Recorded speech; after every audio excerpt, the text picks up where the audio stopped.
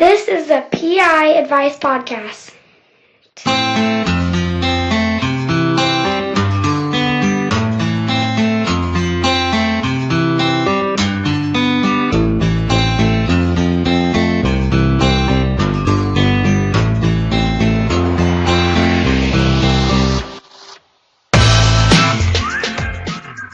What's going on? This is Andrew with the Investigator Advice Podcast, coming to you live from Washington State, where it always rains, it's always cloudy, and if you come from California, you are going to be very depressed.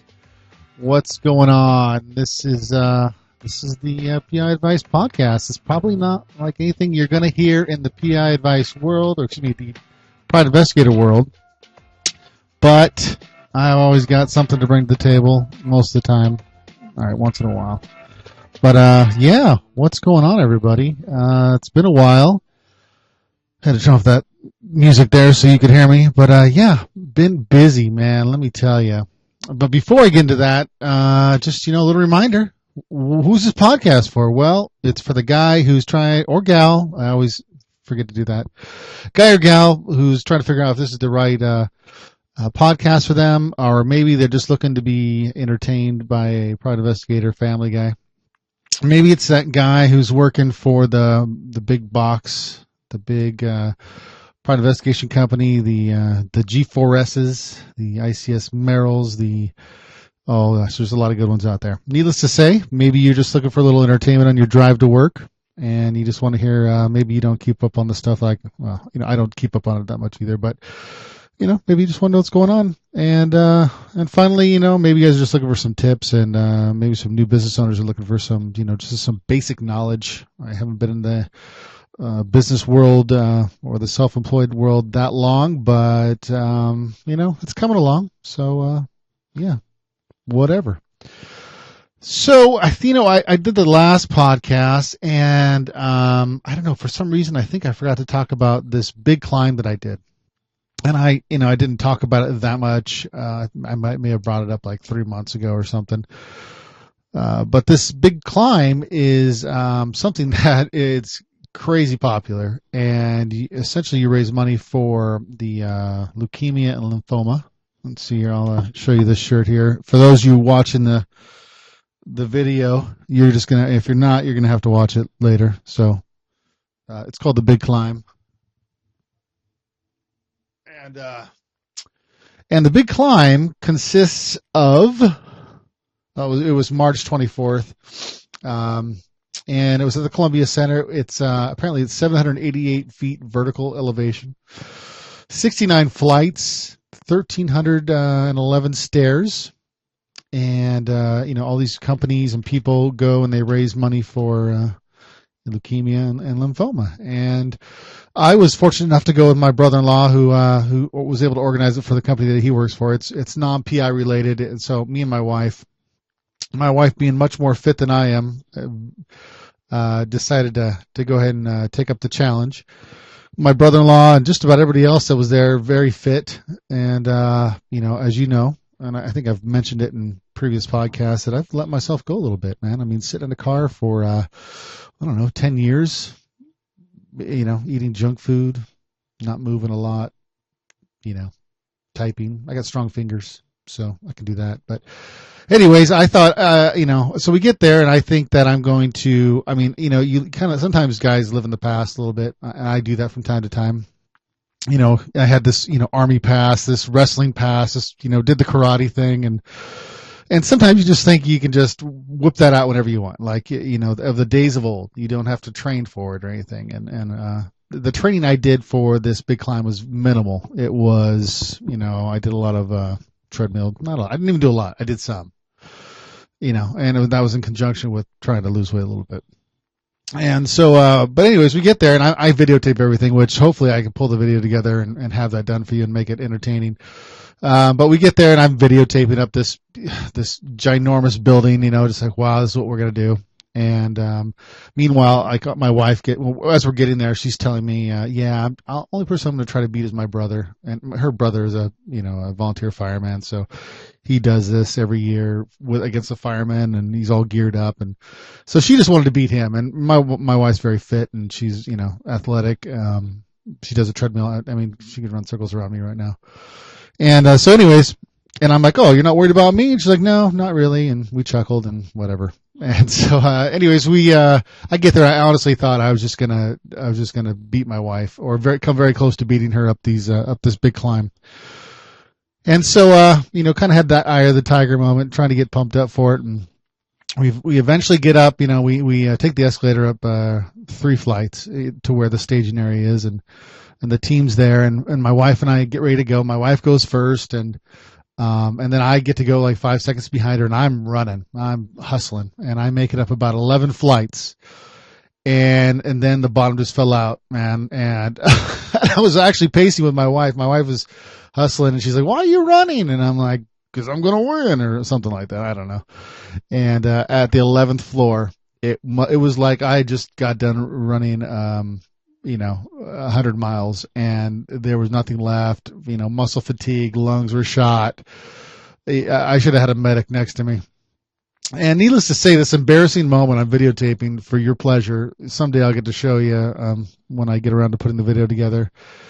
And from the 11th floor all the way to, I don't know, was it 69th floor? I think it ended up being like the 72nd floor, whatever the observation tower was, man. It was a battle. It was me against myself, my 250 pounds. And I can't even tell you the emotional roller coaster. It's like, oh, I'm just going to give up.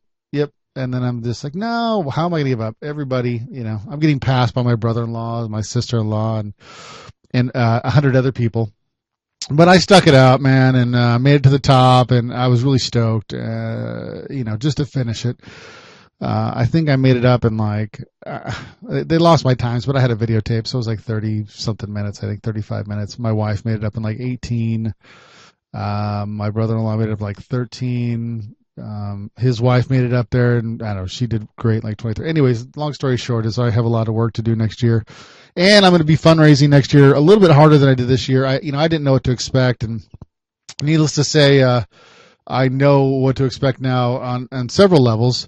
It's a huge event. Man, I was just very honored to be there, to be even doing it with all these people that were just so, gung-ho about it. So that was that. Wasn't sore the next day, but it was a tough thing. So I guess we can move on to some PI stuff, right? So let's see here. I got an invitation to review an app, and it's kind of a teaser here because I actually haven't reviewed the app, but it's actually pretty cool, and I think private investigators could use it. I think a lot of people could use it, just the general public. And I will hopefully get to that review soon. And so sorry I'm even bringing it up, but I had to talk about it anyways. Another thing that came out, which I thought was really, I kind of pieced things together now that I read this, but I talked about the burner app, I don't know, maybe 4 months ago or something. It's a disposable app where, disposable phone number app, you buy a phone number for a certain amount of time, you can extend it, yada, yada. You guys have heard me talk about it before. Well, I didn't realize that the burner app was only on the iPhones, and I thought they were on everything. I guess I didn't do my due diligence. So Burner comes out on iPhone, right? And then Hushed, the Hushed app, basically their competitor, comes out and they make their disposable app, and they've got their big thing is international numbers, so you can get disposable international numbers. So I'm sure that's going to come in handy for somebody. I don't know if it's going to come in handy for everybody. I probably won't partake of it. And they decided they're going to come out on the Android app place, whatever marketplace. And I was thinking to myself, like, really, you're not going to come out on the iPhone first? And I didn't really think about much more than that. I just waited till it came out on the iPhone, and then I reviewed it, and it was okay. I mean, I read some reviews from other people who weren't happy with it, and and then the Hushed app was coming out with updates constantly to make sure they get all the bugs out. And it's a natural part of making an app, and there are going to be some bugs at first. And so needless to say, then I reading some news online and found out that the Burner app was going to be on the Android, and I was like thinking to myself, well, that makes sense now. That makes sense why the Hush app started on the Android, because there was no competition. And Burner didn't have any competition when they started, so they probably just thought, well, let's just get it on the iPhone market first. Well, needless to say, the Burner app's on the Android market now, so now they're going to be competing with the Hushed app, and who knows? Maybe they can come up with a better product now that they're both competing, and maybe even better prices. I don't know how bottomed out they already are. So if you haven't checked out those apps, disposable apps, I actually have them both on my phone now. I don't actively use them a lot. But I mean, if I had to, I would be using those. If I needed a disposable number, I would be using those all the time. Lately, I just haven't had the need for it. But I know there's investigators out there that, their companies like, you got to call into the house, you got to make sure they're home, or you got to, and I'm sure, part of those years come with a ton of other reasons to have a disposable phone number. The ones that I'm not even thinking of. But let's move on. And what we're going to talk about now is tax day. We did taxes like a week or so ago. I guess the last day was yesterday, the 15th, I think. So yeah, I'll be honest with you. I was a little bit worried because my tax preparer told me last tax season that, hey, once you make about 15 grand for your business, give me a call and we'll send a check to the IRS or something to that effect, basically saying we'll pay them in advance. And I was like, okay. And I'll be honest with you, I didn't know how well I was going to do so this year or last year or whatever. So I'm like, yeah, I'm not probably going to have to worry about that too much. I'm still working part-time or full-time or whatever it was at the time for another company.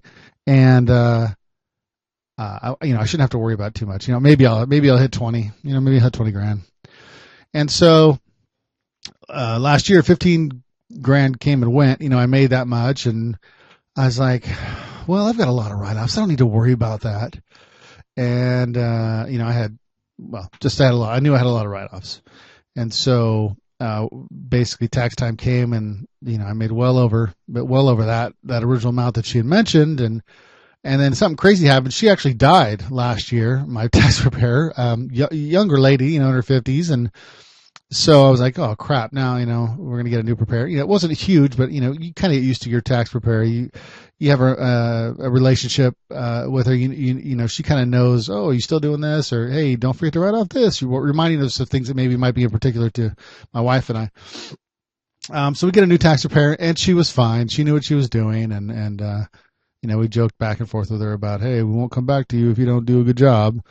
But she did a great job, and so basically I gave her the spiel like, hey, I know I made a lot more than that. I mean, is this gonna be an issue? And so after all the write-offs and stuff, things turned out in our favor. We didn't owe, which is good. We had a lot of write-offs. I don't know if we're gonna have as many write-offs next year. It's like life seems to take you in one direction one year and then in another direction the next year. So, like for instance, we had a lot of daycare, almost a full year of daycare. And you can only, daycare is very expensive. And if you do daycare, you know what I'm talking about. So you get to write off your daycare. We're not going to have, we're shooting not to have a daycare this year. So that's a huge amount of money that we're not, going to be able to write off. So I don't know how it's going to work out next year. I guess you're going to have to listen to the podcast next year to find out, like you care, right? But I'll get into the. I thought about getting into the tax day kind of stuff, but I think I'm gonna hold off on it. This is going to be kind of a sweet and small kind of a podcast day, from what I can tell. I wanted to just tap on a few. Things that have happened recently, and every time I'm driving down the road, I'm like, oh, that'd be a great topic to talk about. Something happens, like, I don't know, my mind goes somewhere else, and I haven't done a great job of keeping track of all these things I want to talk about with you guys. But today, I had a rough week, and I was like, well, I'm gonna do a podcast right now. Maybe I'll bust out another 30-minute podcast just to touch base with you guys, and let you know that I'm still here. And even though I'm not cranking out everything as fast as I usually do, it's only because I literally don't have the energy to do it. And when things get busy, you got, and I always say this, you got to get the work, got to get the money. But yeah, so we'll talk about taxes. I mean, not that I know everything about taxes, and I will not go like, hey, I'm a tax professional or anything like that. I can tell you what I've done, what they've told me, but I mean, always, talk to your own tax people regardless. And I don't want to get into it. Well, you know what? Let's get into it. Let's do it. I don't care. Let's talk about it real quick. I don't want you guys to have a 10-minute podcast. So let's talk about it real quick. So for you guys that you guys are, working for other people right now, one of the things that I do every year was I get to write off my mileage. And, some companies reimburse mileage. Some people, they give you money every month. They all do it a little bit differently. Like, forever I was getting paid like, I don't know, was it like 32 cents a mile at the beginning of my career for surveillance. And what I was able to do when I was making 32 cents a mile was write off whatever, I guess it's the federal amount, whatever they reimburse. So the difference. So if the federal amount was 55 and I, was getting paid 32 cents, it was 23 cents a mile I got to write off for, whatever it was. And so if you could do that, great. Recently when I guess a couple of years now ago, when I was working for another company, or the company I still do part-time work for, they pay for your gas and they give you a little stipend every month for your car, or whatever you want to call it. So I wasn't able to write off anything because they were reimbursing me completely. So I couldn't write off the mileage.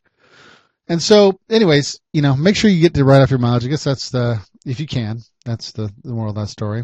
For me as a self-employed business owner, I wasn't getting the write-off anymore. I wasn't getting reimbursed anymore. The rates that I charge are basically flat rates. So I am taking a loss because there's no way you can justify. I'm taking a loss on the mileage that I'm driving, unless it's like even and I'm also taking a loss on hotels and I'm taking a loss on more things than I'd like to right now. But it's what's keeping me busy is by kind of eating some things here and there and just kind of being flexible. So, anyways, I had to write off my mileage, which was cool. I had to write off expenses. I think it was my office space. And they ask you, like, well, how big is your office? How much time do you dedicate to your office? And there's all these calculations to put in that I have no idea what she was doing. I was just answering the questions. So, if you have a physical space, I'm sure you can write off that. You have a storefront. I have a office at home because there's no way I would spend money at this point in my career in a storefront. And actually, I feel uncomfortable even thinking about trying to have a storefront because there's a lot of crazies out there. And I don't know how those people do it. Maybe it's appointment only or something. I don't know. But I couldn't just have people randomly walking in and, I don't know. Like I said, there's a lot of crazies out there. And so it only takes one crazy to, for something bad to happen. Let's see, what else did I got to write off? I got to write off food, and I said hotel, tolls, and I got to write off ferry rides because again I wasn't getting reimbursed for these ferries and stuff. So I guess basically I can't say everything that I wasn't reimbursed for, but most things that I wasn't reimbursed for I got to write off. Internet was another thing, so think about that. Things that you buy for your business. Keep track of that stuff. Keep the receipts, and they might not necessarily ask for the receipts, your tax preparer, but the IRS might. So hold on to it for that reason. And then, of course, you have something to look back on, or if you don't have a log, say, okay, that's the receipt for that case. Maybe you wrote down the case number on it or something. So keep an eye on that when you are doing your taxes every year. Let's see, what else did I get to write off? School. I don't need to tell you, I'm a big proponent of going to school. Going to school has been a huge write-off for my wife and I. Not only do they have credits for while you're in school, but they have credits for when you start paying on your loan, if you took out a loan, which I did. And so we have loans we're paying on. So that was a big write-off. It's been a big write-off every year for us. Also, of course, kids are another write-off, but I don't think I need to tell you guys that. Everybody should know that by now. And I'm trying to think of anything else here. Those were those are the main things. I didn't do any major marketing or anything like that. Most of the stuff that I had bought for marketing was like the year prior, and I'm not actively out there all the time. It's just too much going on right now. I'm making money, and I'm pretty much as busy as it is, so I haven't had to worry about that too much.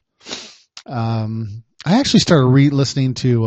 I'm sorry to get off topic here, but Rework, that audiobook. And one of the things that I don't know, it's just really it's different than most books. Like I was hearing private investigators talk on these forums saying if you're or even actually I think I was actually listening to the American Private Investigator podcast or whatever it's called, and I heard somebody on there, and it might have been just a clip, but so there might have been more to it. But he had said if you're not growing, then your business is dying or something to that effect, and I kind of agree with them. But not everybody can grow. Not everybody wants to grow. Nobody, you know what I mean? Like sometimes it's not comfortable for them. People, that's just too much for them. So not everybody wants to grow a mega, this mega huge business. Some people just like want to do it themselves. That they're comfortable there, and if they're busy and that's what they're comfortable with, then that's what they're going to do. Whatever. Anyways, there was also something else, getting away from taxes. If you guys have more questions, call the old number. They'll give you the new one. Give me a call on the phone. No, just kidding. Don't call me. Email me. Go to the Facebook page. If you have a write-off that you know of, let me know. I'll mention it. Or if you have a question about something that I might have an answer to. Again, not a tax professional. Don't take what I'm telling you as the law of taxes, because I don't know. I'm just trying to rack my brain and remember what our conversation was during tax time. Let's see, what else was I going to say here?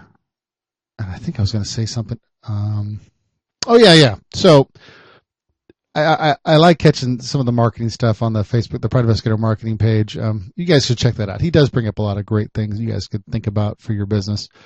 But he mentioned something about like having anxiety about making your own like promotional video. I think that for what I do for this little show, for the podcast and the Private Investigator Advice videos, it's not a big deal like that I'm in it, right? Because I just don't care. I'm talking to you guys. You guys are in a sense my customer. You're my audience. I don't have a lot of anxiety anymore. But I've seen videos that investigators or companies make that they're not in it at all. They're just it's a promotional. There's all these different things on it, like I don't know. It's like a fancy video editing. Let's put it that way. And it's kind of hard to explain without telling you the company that I've seen do these great ones. But I guess the main point of it was, are you going to have anxiety or something? And I probably should have wrote down exact words. And I responded. And I'll just tell you this. The first video I did, I actually removed it off of the Private Investigator Advice videos because the reason I first did a video was because of this guy, Pat Flynn. I talk about him from time to time, but he was basically saying, look, if you're going to start your thing, whatever it was, and my thing was the Private Investigator Advice little network here, and you're going to make a video, and he said, just do it. It doesn't matter what you look like. It doesn't, it almost doesn't matter what you say. Just get on there and say, hey, my name's so-and-so. I'm doing this. If you want to come watch me, great. If not, whatever. And then, whatever. But the whole point of the scenario is just do it. It doesn't even matter if it looks crappy. You don't have to show it again.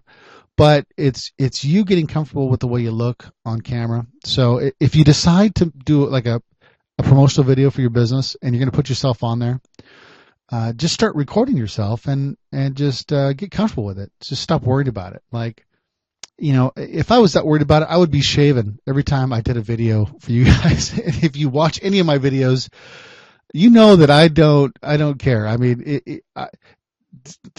what's the word I'm thinking of?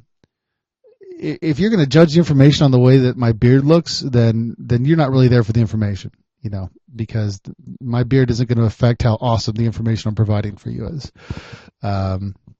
And when you live a PI lifestyle, and not all PI lifestyles, but when you work the insurance fraud, I mean, a lot of guys just are like, look, I don't have to dress up for work. I can come into work in their shorts and a t-shirt, and And that's how they roll. I mean, you just kind of get used to it. Like, you don't have to think about it anymore. My wife probably doesn't appreciate that, but it's just how it is sometimes. So anyway, so let's get on to, I'm way off topic here. I was thinking about some like surveillance tips for you guys, right? And so for you guys that are working for people, or maybe you're just starting to get into surveillance in your own business or whatever, my whole mindset's evolved, and I would love to just possibly jot it down one day as to my theories on surveillance and what's worked for me and what's not. But one of the main things that I think was an asset during surveillance in my earlier years was I played a game with myself. And you're like, what are you talking about? Well, it was like, how do I put this? There was little wars during the day, right? Like, here's an example. Basically the object was to win the game, right? For me to win the game, a couple things had to happen. I had to confirm them home, right? They had to be home or I can't stay on and do surveillance. I had to get video, and I couldn't lose them. So, sometimes the battle was, I got them home, they were home, but they never came out, and I got the 8-hour day. I mean, I guess the short of it is get the 8-hour day, then you win the game. But a lot of things can get in the way of that game, right? So neighbors could basically get you to have to reposition farther away, and that's going to hurt the game, right? You're not going to be able to maybe get video of the guy coming out of his house to get his newspaper. Okay. If the claimant or the person you're watching gets away from you and you lose them, well, the day's over. You're cutting your day short, most likely. I mean, unless you're already over budget for the day. So and you lose. That was a loss in my day. So I was trying to, or you get burned, right? Day's over, and you're probably not coming back out to that case. And if they ever do work it again, you probably won't be the investigator. So I kind of made a game out of it in that sense. And it was like every day I was like, I lost today. If I, lost the claimant, well, I lost money today, and I lost the game that I played, in my head. And so, you can kind of take little victories, like when you get out there and you confirm home, okay, well, that's a victory, because now you're giving yourself the opportunity to, stay the rest of the day. Cause, most companies, that's like a prerequisite to continue on with the 8-hour day. So, yeah. What else did I have in here for you? What other surveillance? I didn't expect that guy. I expected to talk longer about that, but it didn't work out that way. Surveillance. What else did I do? I'll tell you what I'll do. I'll tell you about my first surveillance, and I'm going to write no, I won't. I'm not going to talk about that. I'll talk about that in another podcast. So another thing you could do is keep track of your stats, or care about them, because a lot of companies, they'll keep track. They want to know, they want to know what their investigators are doing. And sometimes, when like a manager has, 10 or 20 people that he's in charge of, he's not going to mentally remember everything you do, or how well you do. And so they have like benchmarks to evaluate people. And sometimes it's the percentage of video you get, in a month. How many cases did you work? How many days did you get video? You get your percentage out of it. Or billable days. How many days are you actually billing out? Was there 20 days to bill out and you billed out all 20 days, or did you get burned and lose people, and and now the budget gets pushed out further because you couldn't do it in the 30-day period, if that makes any sense to you. What else? Quality of video is something that a lot of companies keep track of. Or getting spy cam is another thing, because, and there's all these conversations we could have. So quality of video, no client wants to look at a shaky video. So it's just, it's the overall product they're trying to keep nicely. Losing people, and that kind of reflects your billable day, and when they keep track of that over the month. Video percentage, like I said, goes back to the game that you play. If you can't confirm home, then you can't stay, even if they are home, unless you have no proof. If you don't have any proof, then you can't stay, and then you don't get video that day. One of the things that a company that I used to work for, probably one of the best companies ever, other than they went under, kind of, or it got sold out. The Omega Insurance Services, what they would do is like, okay, if you can confirm them not to be home, then it's not your fault that they're not home. Yeah, you can't work the 4-hour day, but we're not the 8-hour day, but we're not going to count it against you because you confirmed through a neighbor that they weren't home. So, it's not your fault, and we're not gonna dock you for it. So these are some of the things you can kind of keep track of, and it's important. It's important because it will. Like I could look at three investigators, and not over a short period of time, but maybe 6 months, and I can look at their stats, and I could probably tell you what kind of investigator they are. I could probably tell you what they're doing out there without even being out there. Like if they're overly aggressive, or they're not aggressive enough, or they're that investigator that won't follow anybody to a store and get the spy cam of them. For whatever reason, maybe they're lazy or they're paranoid, or there's a variety of reasons. So if this is you, and I mean no offense, but that's just the reality of this game. That's what separates the wannabes from the big boys, is the guys that go in there and get that spy cam video. I've heard, I used to do it. I don't like to do it, but where I'd go pretext a house at the door, and then an hour later I would have to try to figure out how I was going to get video of somebody in a store, because my bosses were like, well, why aren't you in there? And so then I was changing clothes and my entire attire, even though it probably wasn't the smartest thing to do after I just talked to them, but they kind of forced my hand a little bit, so I had to do it. But little things like that. So, yeah, that's all I'm going to say about that topic for now. If you guys have some comments on that, definitely let me know. If you guys have some theories, agree or disagree, love to hear your thoughts. Audible, let's see here. I just read 2 books because I've had a hellish week on the road, driving more than I want to admit here. And so forgive me here. I'm going to go ahead and pull up my Audible on my iPhone. Okay, so, I got one more thing for you guys real quick, though. Audible, they give you that 30-day, no risk, all that stuff. And ever since I've been promoting it and doing it, I got some great books. And so, when you guys aren't listening to podcasts, you can be listening to books and learning some stuff. So I've listened to recently Rework, and I've talked about that. E-Myth Revisited. I actually have some bigwigs really reading that now, really liking what this guy has to say. Contagious, social media in general, how to blow up. Interesting book. And the last one I just read, this was an 8-hour book and I just did it in 2 days, was The Big Short. And it basically talked about the financial crisis with the mortgages, and really good book. And there's a lot of things you might not understand, like some of the words, but you're going to get the gist of the story. Very fascinating. I couldn't believe that I actually was interested in that much, but it got good ratings. So let's see here. If you guys want to sign up for that trial, get your free audiobook. You can cancel right after you get the book. It doesn't matter. I don't think you will. I think you guys will get sucked in just like me. And I'm not a big reader. I think as I've gotten older, I read more. I don't think I finished a book until I was 20 or something. I may have read some books, but maybe 1 or 2 books in my entire life that I wasn't like assigned to read in school. I never read for pleasure, and enjoyed it, and I don't know. I like to learn something. I like to get something out of it. So it's nice to say, oh, I've just read, 6 books in, 2 months or whatever. Not many people could say that. Not many people want to read in general, but if someone's reading to you, so it's gravy. So check that out. You can go to audibletrial.com / what is it here? PI Advice Podcast. That's the so audibletrial.com / PI Advice Podcast.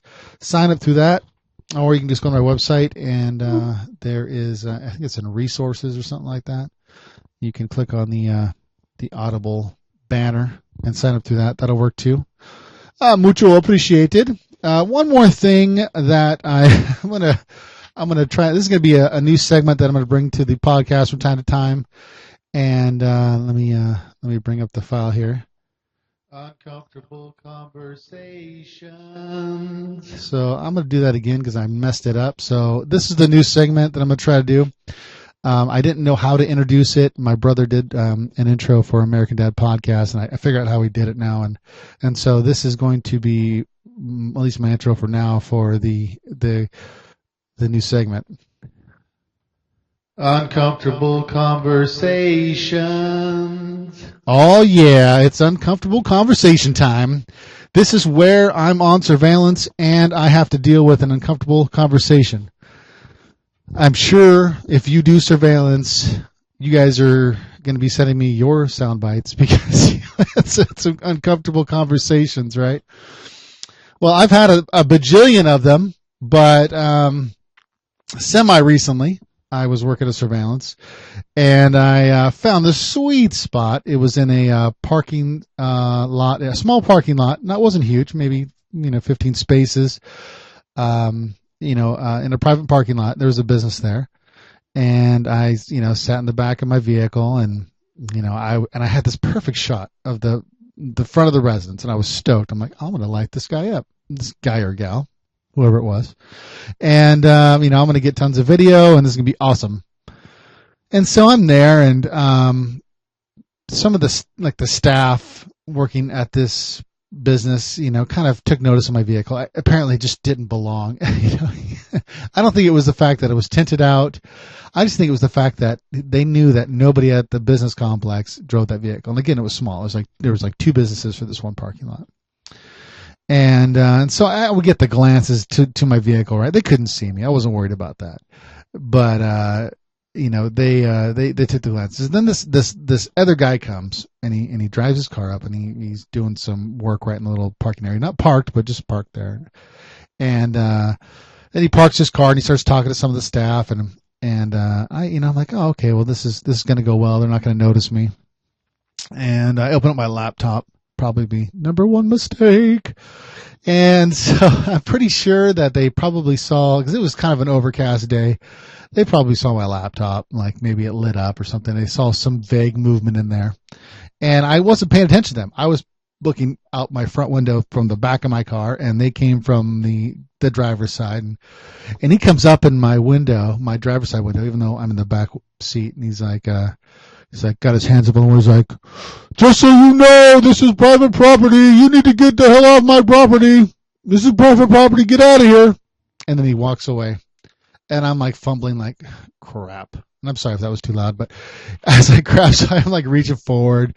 I turn on my car, or not my car. I got it to basically unlock. I come out the back door and I walk over to him and I just told him straight, I go, look, hey, I'm sorry. I didn't mean to upset you. I go, I'm a private investigator working in the area, and this was a really nice spot to park, and it was really going to help me out. And that's why I'm parked here. So I just wanted to let you know. He's like, this is private property. I go, well, of course it's private property. I go, I know that. He's like, well, you need to just go. You just be quiet and go. I go, I'm really sorry, man. I go, I didn't mean to upset you. I really didn't. I go, this was, I have to have these conversations from time to time, and I apologize. I go, really, and in my head, I'm hoping like, usually when you talk nice to somebody, and you kind of like, hey, you come to them in a good manner. They're like, you know what, just go ahead and park there. It's all right.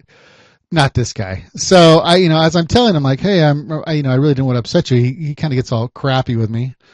He gets all, let's just use the word crappy. And he goes, oh, I'm not upset. You haven't seen me upset. And he looks over at his friends like, right? And I'm like, and it's right there. I just wanted to slap him. that's my inclination. Like, you dummy.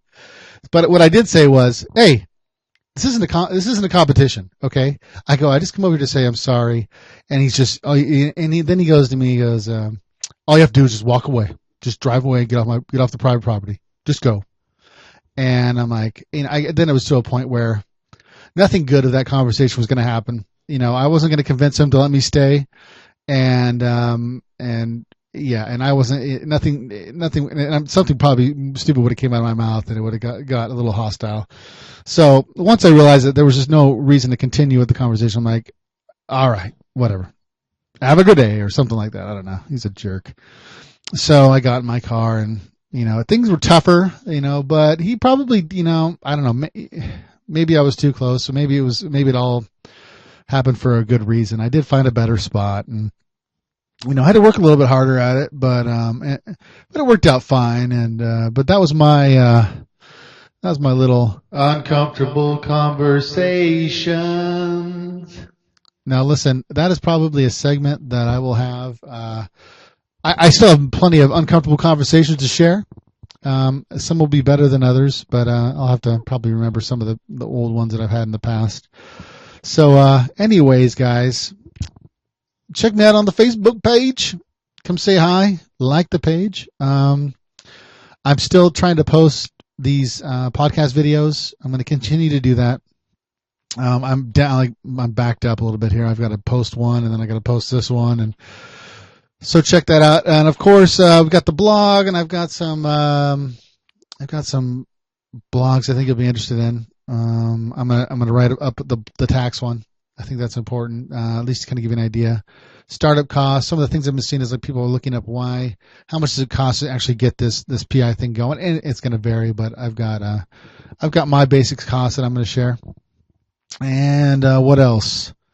I've got some things in the pipeline. It's just about finishing up the final project for you guys to read and make it worth reading. So if you guys have anything you guys want to share or you guys want to talk about, you want me to talk about or whatever, let me know. I mean, they got that SpeakPipe little voicemail thing on the website. I've obviously ask questions on the Facebook page. Ask questions. Chat me up on the page itself. I talk to people on there from time to time. Yeah, it's been fun. We're having a good time. And this thing went almost 40 minutes. It's a freaking miracle. Anyways, let's see here. How can I get the outro out of here? And of course, let's see here. I'm going to eventually have this stuff way better organized. But until then, there we go. Oh, yeah. So being a PI doesn't have to be all stuffy, It is a job. Be professional with your clients, but, you can talk straight up with the investigators. All right, guys. Thanks for listening. I'm going to try to think of what the next podcast is going to be. We're at number 19. It's amazing. I would have never thought I could talk 19 times for 30 minutes to an hour about this profession, but there's always something to say. A lot of things in the pipeline. Some stuff over my head, some stuff I don't care about. But, I don't know. We'll talk more about it in the next one. You guys, drive safe. No accidents. And family first. Work-life balance. All that kind of good stuff. And I will talk to you guys soon. Peace out.